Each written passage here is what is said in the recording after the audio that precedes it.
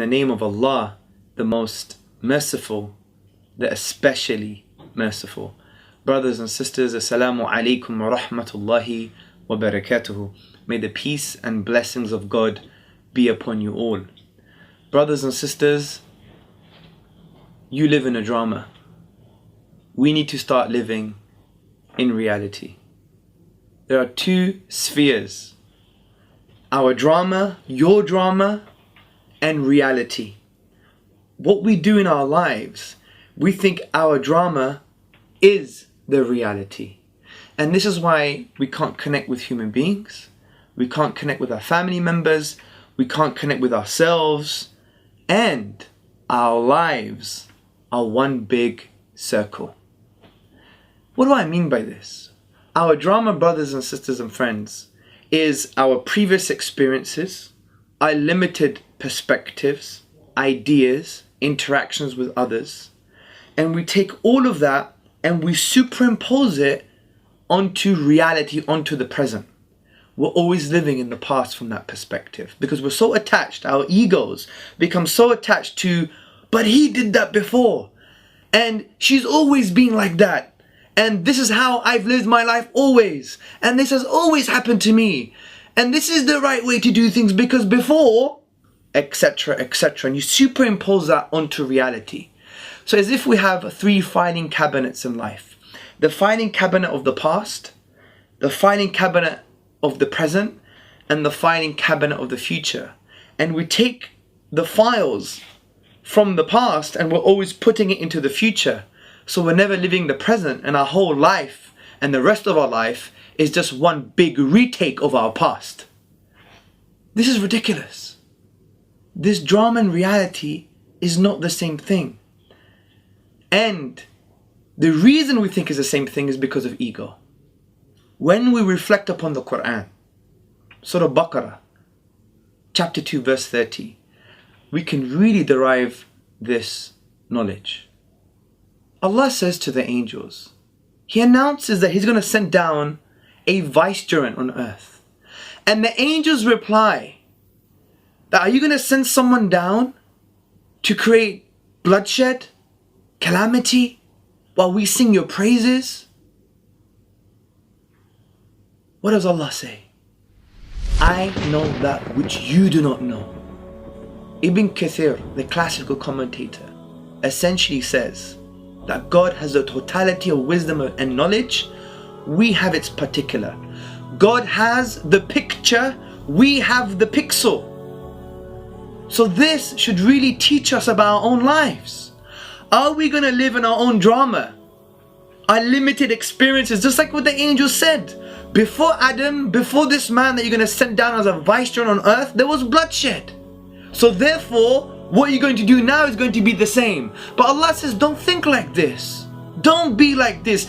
Don't be in a state of being that you're always living your own ego, your interpretation of the past, your limited experiences, and superimposing on everybody else, on yourself, your family, and the entire world. This is why you're living a circle. Your whole life is one big circle. But Allah says, He knows that which we don't. So if we truly rely on Allah and His wisdom, and we understand that my previous experiences, just like the angels, my previous understanding, my limited ideas, thoughts and perspectives are not reality, and I can't superimpose them on the present or on the future all the time because they are not reality, I rely on God's wisdom and plan, then it creates a new realm of possibility for us to do what we can to interact with others in a positive way. And the past is just the past, meaningless, absolutely meaningless from this perspective.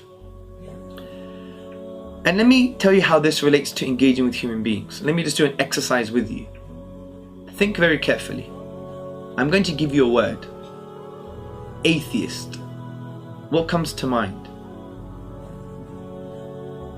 Arrogant, cold, scientific, intelligent, egotistical, Richard Dawkins, all of these negative terms. Let me give you another word. Muslim. Arrogant, terrorist, aggressive, oppression, right? So from this exercise we understand one thing. If we were to use our limited experience, interpretations, understanding of a certain particular group of people or person and superimpose it on someone that calls himself atheist, then you will never connect with that person. Because if John the atheist comes and sit next to you and you have all of this baggage, this drama, and it becomes the prism, it becomes the lenses in which you see that person, you're never going to connect with him, ever. And you're talking about cosmology and science when his real problem is maybe he can't explain why his mum passed away when he was 3 years old. And you would have never ever understood that or known that from him because you have all of this baggage you superimpose on him. Likewise with the atheist. If they have their own Fox News narrative or Richard Dawkins approach to Islam and they superimpose it on me, then they're not going to connect with me ever. They're never going to know that I've come from a very loving family and my dad is like a compassionate spiritual humanist and there's lots of love at home and we do good work for humanity. They will never see that. And they'll never see that the Islamic tradition promotes that too. That it's a tradition of compassion. So do you see the point here? So just by reflecting on one small verse in the Quran, it enables you to have a new realm of possibility with other people.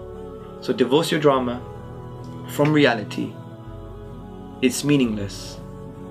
Be a blank canvas and connect with people in ways that they should be connected with, not via the lenses and prism of your limited experiences and perspectives.